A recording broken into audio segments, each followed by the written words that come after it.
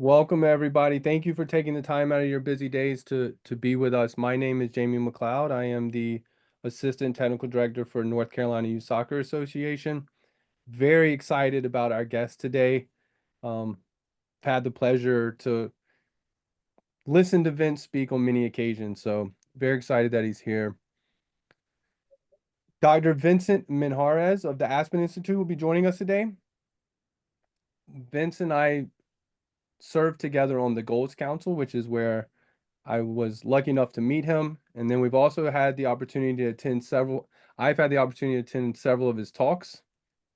And I can tell you from my experience that he's an engaging and thought-provoking speaker who always brings a unique perspective to the conversation. Vince has over 20 years of experience coaching basketball at various levels, so he has a deep understanding of the challenges and opportunities that come with working with athletes. And with his experience working in different countries, he's developed a nuanced appreciation for the diverse needs and context of different environments. Today, Vince will be sharing his expertise on ACL prevention, and I'm confident that you'll find his insights and proposals to be both informative and implementable.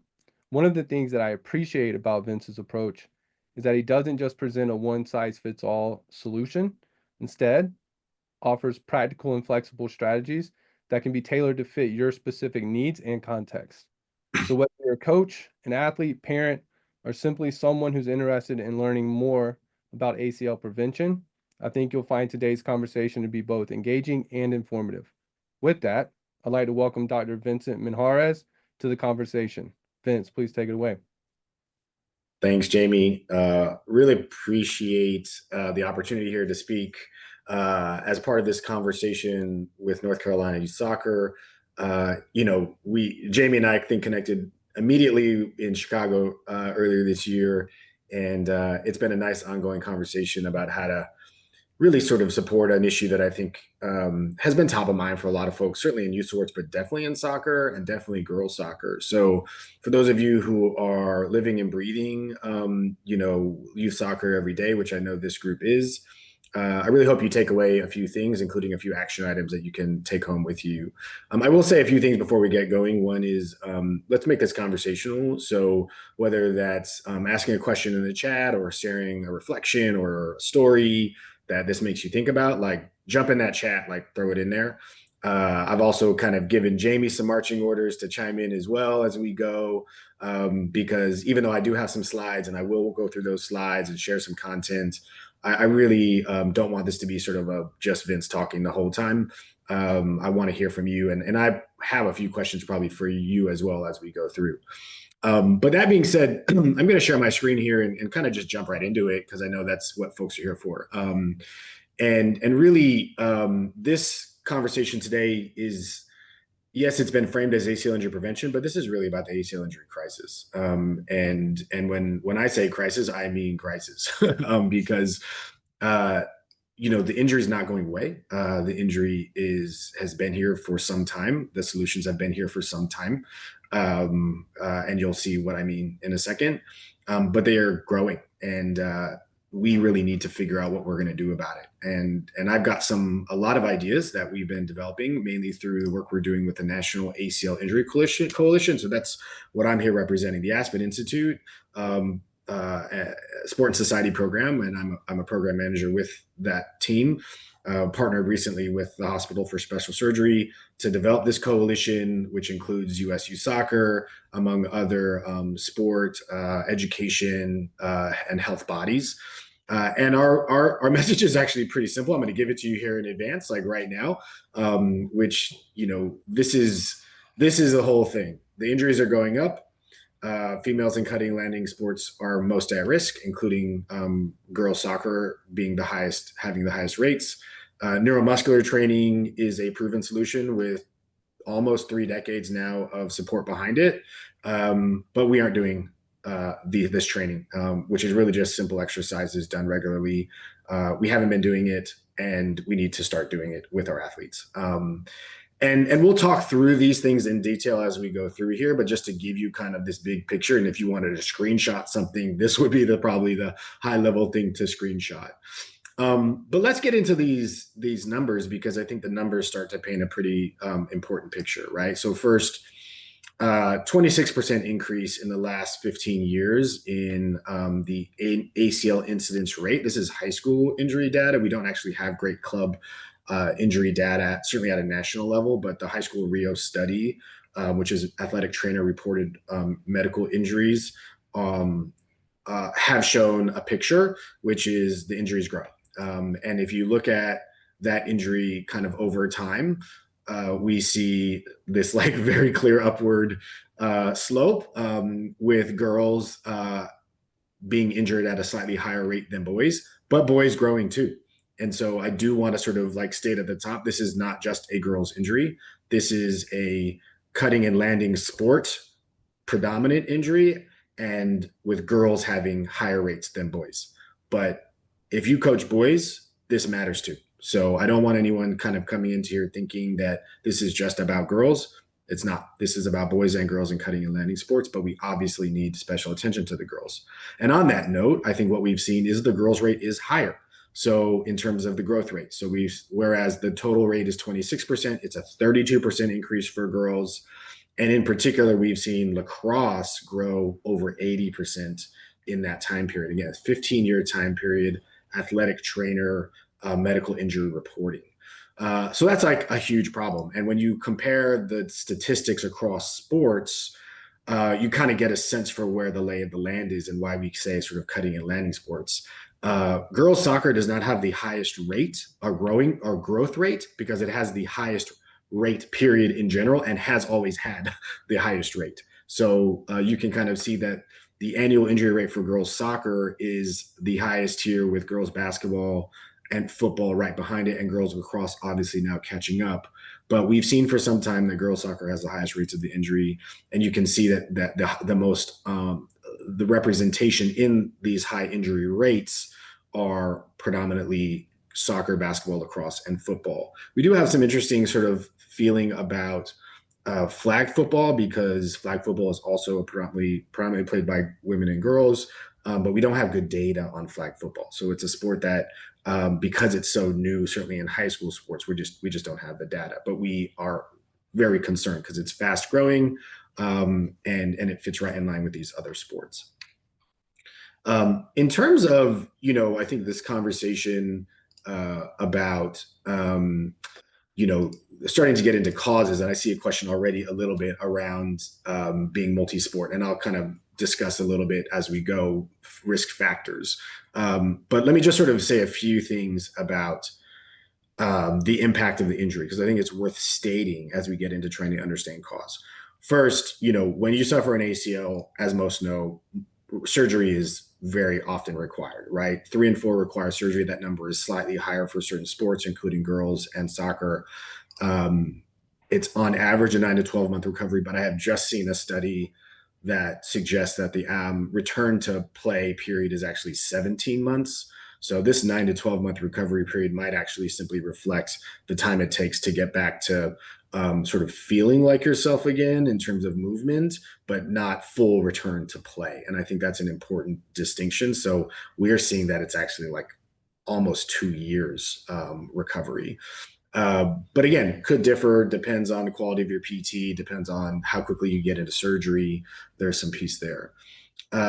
In terms of the toll, I think most of us can appreciate that there's a psychological and social and emotional impact, and depression is more common than anxiety, particularly depressive symptoms, I should say, specifically for young people. Obviously, not hard to sort of think about. You're away from your friends, you're not playing.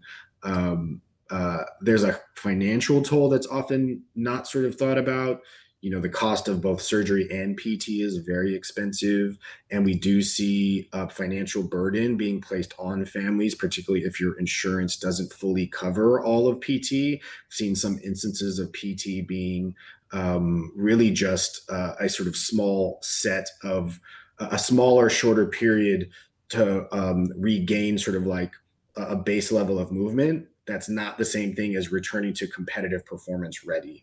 And I think that extra time potentially that you need costs if you have are working with a PT. If you don't have a PT, who are you turning to, right? And this is where athletic trainers come in, and we know that many athletic trainers, particularly in high schools, are doing PT for athletes because that's the only healthcare professional they have access to. If you don't have the financial means to cover extra PT and you don't have an athletic trainer, how are you getting back to game ready? And so this is a piece of the conversation that needs to be told, which is why very few athletes we see a problematic number of athletes coming back or and ultimately dropping out. And so I think that we should be thinking about ACL injury as a dropout sport participation problem, because even if you do recover from your surgery, there's a huge issue around fear of re-injury and lost confidence in the body to move the way it did before. Uh, Obviously, like there's the long-term impact. Most folks don't realize that osteoarthritis risk grows with an ACL injury. So we've seen that statistically, teens who tear their ACL are going to get osteoarthritis within 20 years, about half of teens. And we also know that if you tear your ACL, you're 7 times greater risk of knee replacement. There's something called end-staged osteoarthritis, which basically means you got to get your knee replaced. So, I mean, I know that this is not great news. This is not fun to talk about, but we do need to name it because it's not just that you're out for a year. It's that it's going to change you. It's going to change your life. It could threaten your career, and it could impact the way you move into adulthood. And all of those things matter.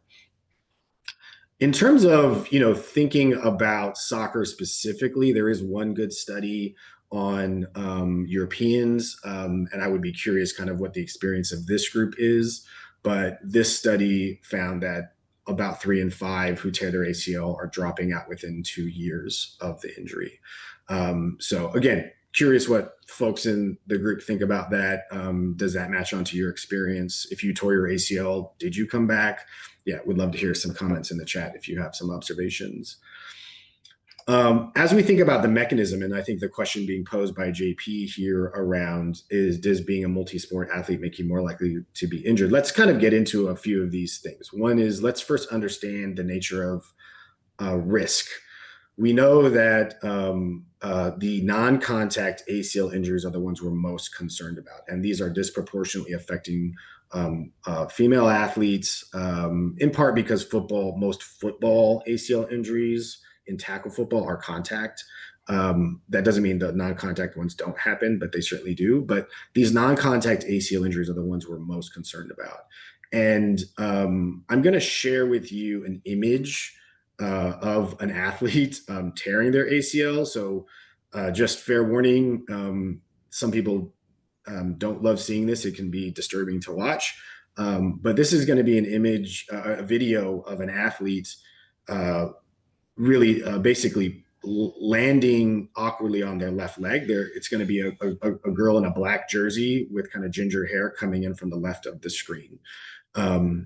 So this is not, she's going to be coming in from the left here playing defense, and you're going to watch her kind of left leg just plant and cave in. And we call this dynamic valgus, that basically when you plant or cut and your knee really collapses inwardly, that's the experience here of having torn your ACL. The pressure of the landing really ruptures the ligament that sort of covers the interior portion of your knee. So this injury, we think of predominantly as an issue of neuromuscular control. So when we say neuromuscular control, what we mean is effectively the lower body strength and control that you have when performing movements in your sport. And as an example of neuromuscular control, one of the ways to sort of look at it is, what does your body do in typical movement? So as an example, single leg squats and vertical jump, sort of loading, landing is a common way. This is an image of a single leg squat of a young athlete. And you can kind of see that right knee just sort of caving in as they're performing really a quite simple movement, a single leg squat. And this is, we would sort of say, hey, we're concerned about neuromuscular control here, which is, does this young person have control of their body when the demands of the sport are being placed on them? This is not even sport demands. This is just a single leg squat assessment, let alone landing from a jump or sprinting and stopping, or cutting and moving. And so this neuromuscular control is the primary risk factor that researchers have told us is the main thing to be looking at and to be working on improving. And so this is something that we think is overdue on attention. The question of is being a multi-sport athlete make you more or less likely to be injured is really not a question of is playing multiple sports bad. The question is, what's the quality of your movement when you're playing sports? And this is like, if there's one thing to really sort of think about here, it's what is the quality of the movement of the young person, and is it appropriate to the demands being placed on their body? So whether you are a single sport or multi-sport, if your body is not prepared for the movements that are being asked of it, uh, then you're going to be at risk. And the way we think about your risk is a function of how able are you to stop under control, knees under toes, hips in line with feet, with ankles, and resisting the force that is produced through high impact landings. And it's these high impact movements that we're really concerned about. And so, I think that from that perspective, we don't think of ACL injury as an overuse injury, but you can think of it as an overexposure injury, which is if I play a lot of sports, whether it's multi-sport or single sport, and I'm moving poorly, that's not good for my ACL injury risk. And so that really gets up the core issue here of how do we improve this neuromuscular control, right? And this is where the 2 decades of evidence says it's neuromuscular training. And neuromuscular training is a very sort of like, it's not rocket science, it's not crazy. It's this combination of lower body strengthening exercises and landing stabilization exercises. The most cited and supported are lunges, hamstring exercises like your Nordic curls or your Romanian deadlifts, heel calf raises, and this landing stabilization work is anything, you can kind of point to plyometric type of work, but really it's the focus on the landing, not the jumping. It's the landing piece of landing knees over toes with good technique. Obviously targeted at high school, middle and high school athletes, and started in the preseason and continuing in season. This is not something that we necessarily believe is just done once and you're good. Once you start, you kind of shouldn't stop. You should keep doing it. And the cool thing is that the dosage is not high. The recommendation is usually 30 to 60 minutes across a week, spread across maybe 2 or 3 days. So that tends to translate to 10 to 15 minutes, 2 to 3 times a week. That's not a massive lift. So I think, on this point, there's a few questions kind of coming in. So I want to make sure, hopefully, JP, we've answered your question a little bit about multisport. I see some comments here around, JP, thanks for sharing your story about dropping out. Yep, definitely hear that story. I think the question here around what can parents do to encourage clubs, this is something we're going to be talking about as we go. Like we have something called the ACL Pledge, which I'm going to share in a second, but it's time we start demanding this kind of training from our clubs. And that begins first with educating yourself about the injury. Do you understand injury? So joining this call is great, but we have a ton of resources on our website. The second piece is starting the conversation. Let's have conversations among parents. Let's have conversations with our kids, and let's have conversations with our coaches. And let's ask the question, what are we doing about it? So we know that these programs are strong. And I'm going to walk you through a little bit of why we should be doing them and how, because I think this is sort of like a big part of the conversation. And Jamie, jump in if you've got some other things that you want to share. But I think that, when we think about neuromuscular training, I think that what we need to understand is that it's not just about reducing ACL injuries. This actually reduces injuries, period. So in addition to sort of like generally speaking, a 50 to 80% reduction in ACL injuries specifically. We also see fewer ankle sprains and knee sprains. We also know that it improves your movement. So you're part of the reason why you have fewer injuries is because you're moving better, and so you're going to stop better, you're going to land better, you're going to have better lower body strength, and then of course there's all these other sort of savings that we see, even some connection to team performance. The issue, this is kind of connecting the dots here, and I think your question, Megan, about what can parents do. Let's understand that we've had this research since the early 90s. The PEP program, the PEP program, which was started out in Southern California by Holly Silvers Grinelli and Bert Mandelbaum. And Bert Mandelbaum is the team physician for the U.S. men's national team, and Holly leads research for MLS, among others. These folks have been doing this. We've known this. The issue is not knowing from a research perspective that neuromuscular training works. The issue is that in our clubs and in our schools and in our youth programs, we don't do them straight up. And when you ask people why they don't do them, and there's a lot of research now on the barriers to implementation, these are the answers that come up. Coaches simply don't have knowledge or ability in them, or they lack confidence and knowledge around the programs. They view themselves as not having enough time. And again, what's the time ask? 10 to 15 minutes, 2 to 3 times a week. They feel that there's not enough importance placed on injury prevention in their club. Yes, there are questions around program design. And I do think that this is something that the field is improving in terms of, let's make sure that exercises are easy to understand and that there's flexibility in how we implement them. But these are, I don't know about you, but these are exactly the kind of things that are achievable and can be surmounted. This is not insurmountable problems. These can be resolved. It takes club leaders and coaches to recognize the issue, and certainly parents are part of that conversation for sure, because parents can advocate for their kids' health and safety. And obviously the athletes themselves, I think we want to move to a place where athletes are taking ownership of their own piece, but that's not going to start right away. We need the adults in youth sports to start taking this injury seriously and to start implementing the programs proven to reduce risk. So what does that look like? Well, this ACL pledge that we have started with the National Coalition is something that is as a way to help people think about the action, okay? And obviously I've kind of mentioned this a little bit. We want you to understand the crisis. We want you to raise awareness. But this third bit, making neuromuscular training a priority, what does that look like, okay? First off, coaches should complete the free 30-minute online trainings. They're free.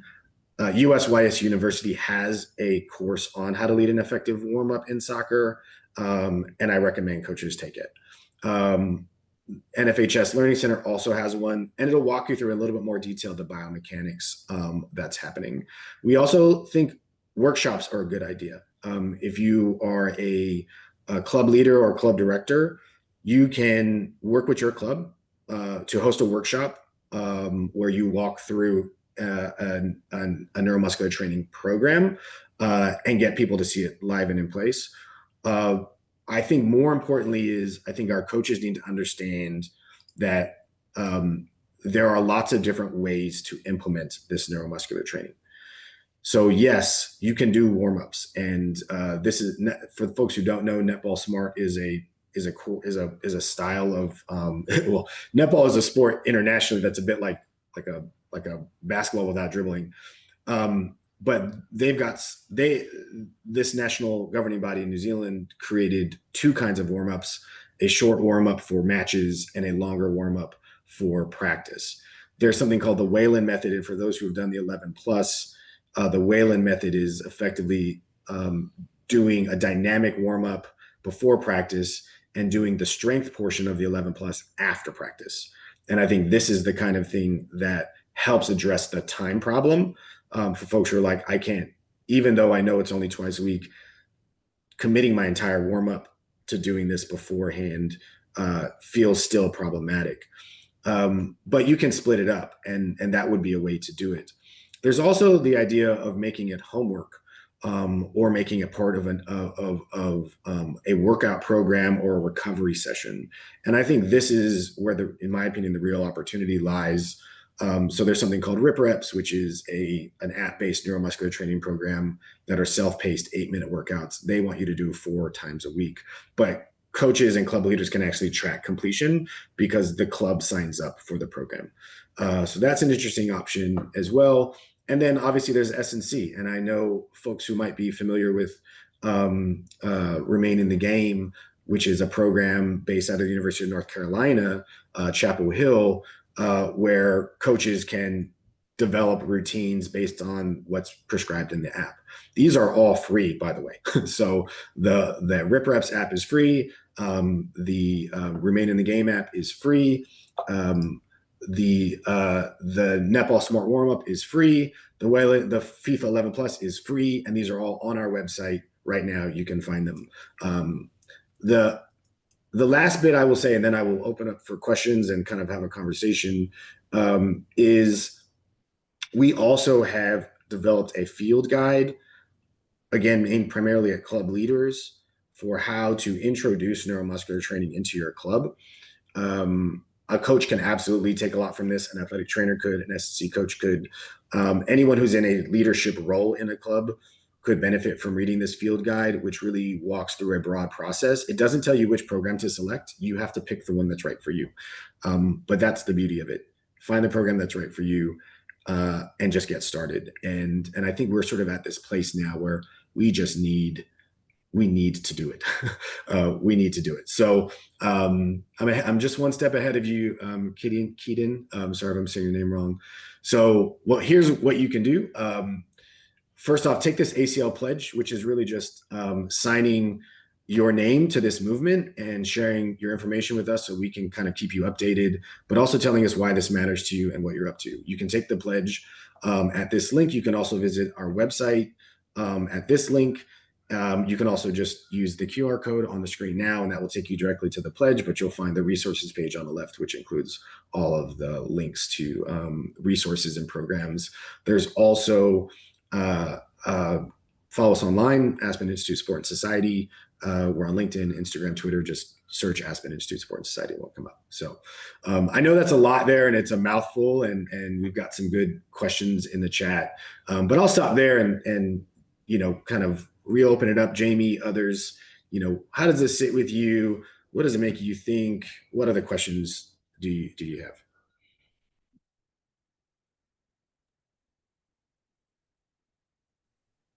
So Vince, we talked about the multi-sport Yeah. athlete, right? And I just wanted to jump in because I know a lot of us on here are coaches, is getting to know your athlete and knowing what other sports they're playing and how often they're training so that you know where they are and how you can help them. Meaning, if they're coming straight from a basketball practice to soccer practice, right? Maybe we don't work them as hard as we were planning going into the session because we know that their body's fatigued.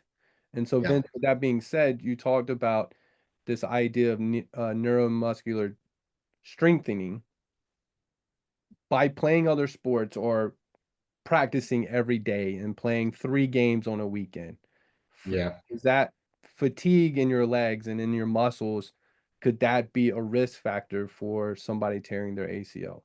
Yeah. And this has been a big topic of conversation as we've been doing this work, because while we know that neuromuscular training programs, when done regularly, are effective at reducing risk, we also know that there are other risk factors out there, and there are other things we need to be paying attention to. One of them is loading. And the challenge from a research perspective is that we do not, it's really hard to directly connect how much you're playing to an ACL injury, right? So how many teams you're on, your hours. I think we all sort of generally agree and assume that if you're doing too much, you're going to increase your risk of an injury. And I would say that there's been a lot more interest in this conversation around what's the role of fatigue in any injury. And I think we are seeing more researchers study the role of the brain. The neuromuscular term, the neuro, is the brain. And if your brain, if there we know there's a relationship there, and we know that the quality of your movement suffers under fatigue.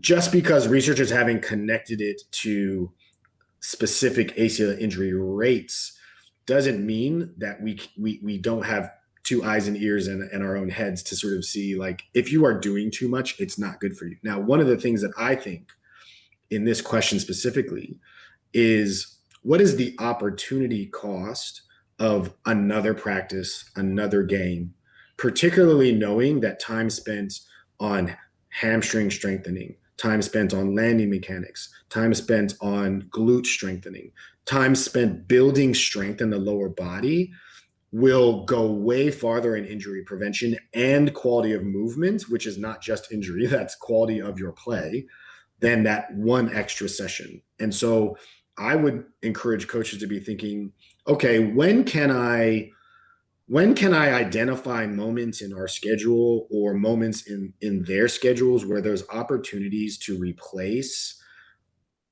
um, unnecessary or burdensome training, sport specific training, with some neuromuscular training. And that would be a natural line of thinking in some of this. I do think we should be also conscious of loading generally, and how we don't have a strong rule of thumb at the moment. And this is something I challenge researchers on, is like, what are going to be our rule of thumbs around how much is too much when it comes to ACL injury. We do know that there are guidelines around overuse injury generally, which is hours per week of organized activity and your age, right? We know that that tends to be the rough guideline. If I'm 15 years old, I shouldn't be doing more than 50. If I'm 15 years old and I'm doing more than 15 hours a week of organized sport, my risk goes up dramatically of injury. So that's the general rule of thumb that we've thought about. So there's that piece. I do think, sorry, there is a couple of questions here. Caitlin's got a question around the role of coaches. And interestingly, I will go back to this Petushik scale. You might have noted that at the bottom, there's one of the things. So this is basically a way of rating the quality of neuromuscular training. So you see that whole thing around points. I didn't explain that, but basically, if your neuromuscular training has these exercises, you get points. If it's done with middle and high school athlete, you get a point. If it's done in the preseason and in season, you get a point. If you have a facilitator of the neuromuscular training who has been trained in ACL injury prevention, meaning they've taken a course, they understand the biomechanics, you also get a point. And the reason for that is because the most effective neuromuscular training programs include cueing. It includes a coach cueing the movement.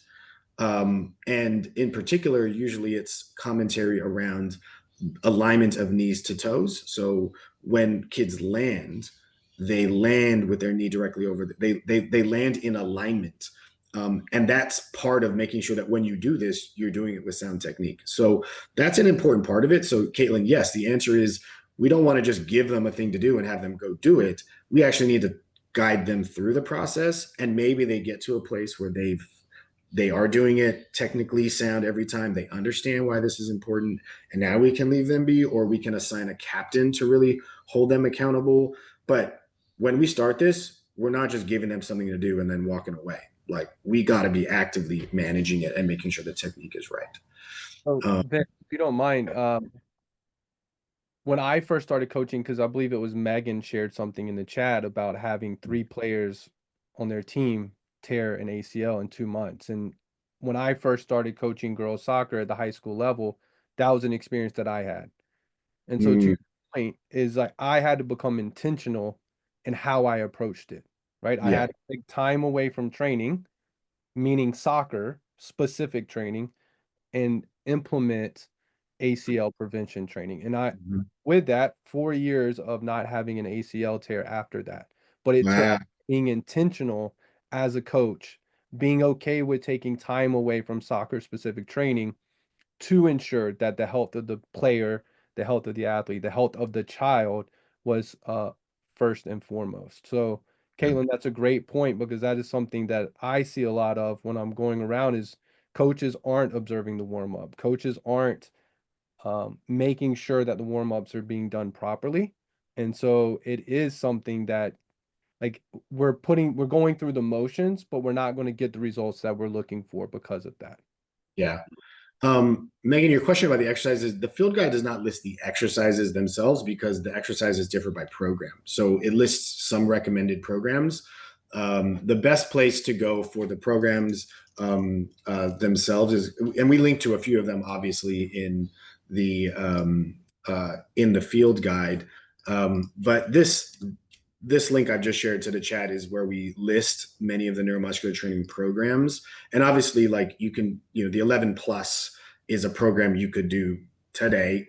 We link to both the poster, the program manual, and the video library on this link I've just shared with you. So you can easily access the exercises. The issue that we have found is we're not going to tell you which exercises to do because there are so many great programs that have been designed by expert researchers who work really hard to build out these programs.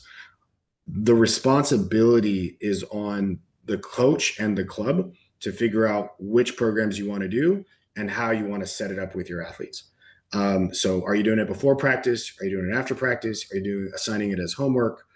And each of them have pros and cons. So if you do an app-based homework neuromuscular training program, that has a couple features in it. So there's some homework you need to do for sure. This is not just a off the cuff, I'm going to do it. Even though there are some of those options, because some people prefer, there's just variety here in what works in what environment. And so the responsibility is on us to, again, educate ourselves about the issue, understand why it's important, go through a process of identifying the range of options that are there, and then picking the one that we feel makes sense for us, and then go doing it. The good thing is all the options that we have listed on our website are free.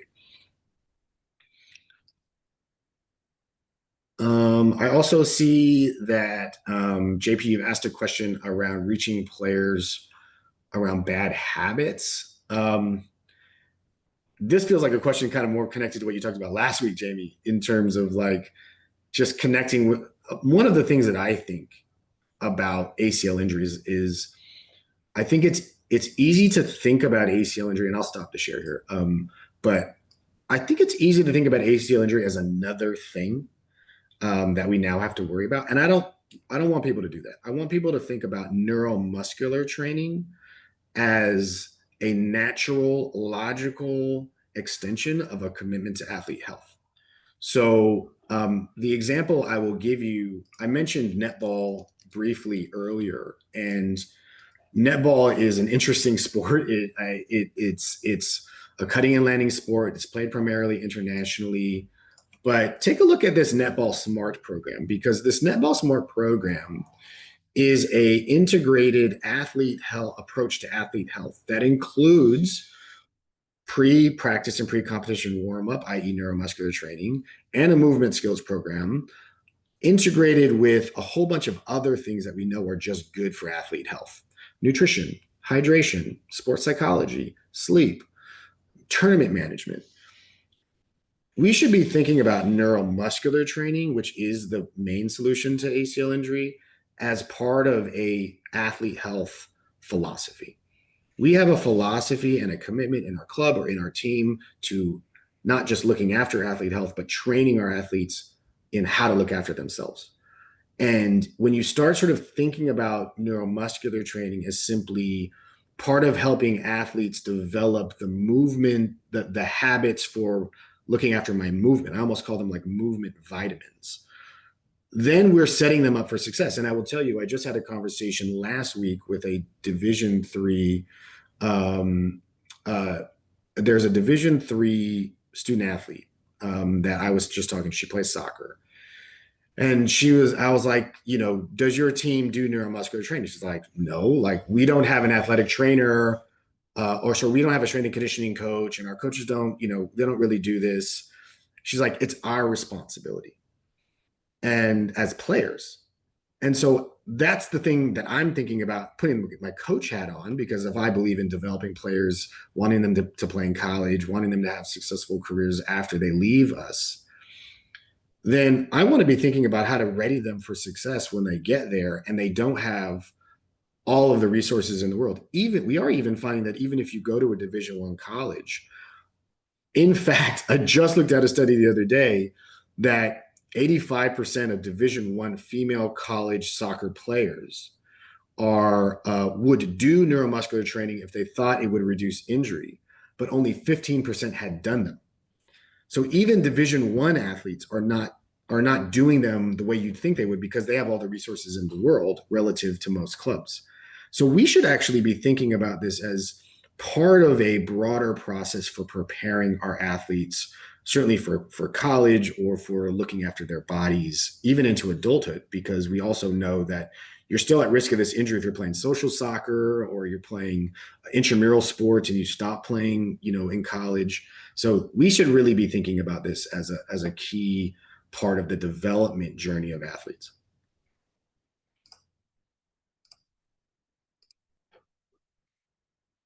And then we're almost at time here. So I don't know. Jamie, any other thoughts or questions? I know folks have thrown some really good ones in here. So Vince, I'm gonna leave you with this is it's the last question, I guess, and it's one I ask everybody is because there's such great information, but sometimes as coaches or parents, we can be overwhelmed with all of the information. So if you were to tell Yes. us, hey, where do I start? What if you were to implement one thing tomorrow as a soccer coach, what would it be? If I'm a soccer coach, well, the first thing I'm doing if I'm a soccer coach, if I'm anyone, is I'm taking this ACL pledge thing. Okay. That's and I'm going to play around on our website because I think the first thing, knowledge is power.